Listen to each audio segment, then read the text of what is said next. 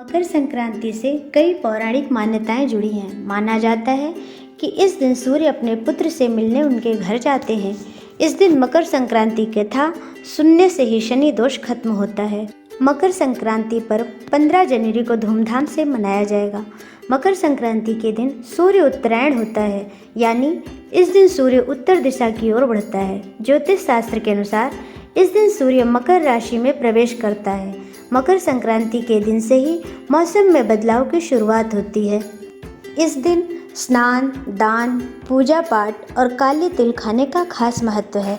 पौराणिक मान्यताओं के अनुसार मकर संक्रांति के दिन से ही सूर्यदेव अपने पुत्र शनि से मिलने उनके घर जाते हैं।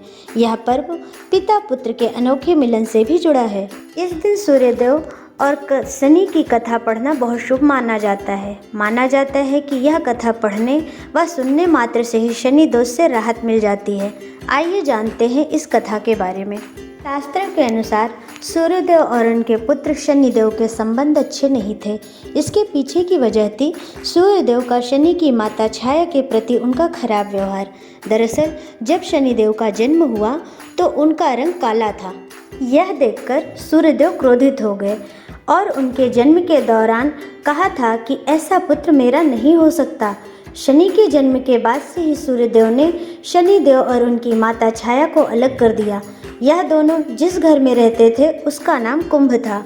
सूर्यदेव के इस व्यवहार से ही उनकी पत्नी छाया बेहद क्रोधित हुई और उन्होंने सूर्यदेव को कुष्ठ रोग का श्राप दे दिया।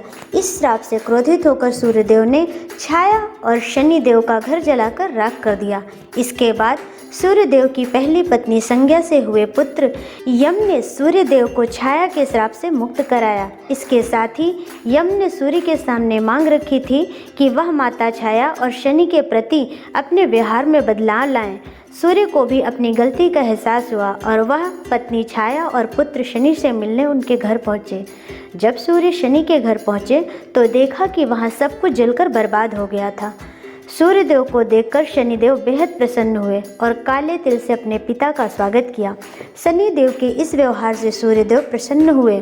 उन्होंने शनिदेव को एक नया घर दिया जिसका नाम मकर था। सूर्यदेव के आशीर्वाद से ही शनिदेव 2 राशियों कुंभ और मकर के स्वामी हुए। सूर्य ने शनि को आशीर्वाद दिया कि वो जब भी उनसे मिलने उनके घर आएंगे तो उनका घर धन धान्य से भर जाएगा। सूर्य ने कहा, मकर संक्रांति के मौके पर जो लोग मुझे काले तिल अर्पित करेंगे उनके जीवन में सुख समृद्धि आएगी। इसीलिए मकर संक्रांति के मौके पर सूर्यदेव की पूजा में काले तिल का इस्तेमाल करने से व्यक्ति के घर में धन धान्य की कोई कमी नहीं रहती। सभी भक्तजनों को मकर संक्रांति की ढेर सारी शुभकामनाएं।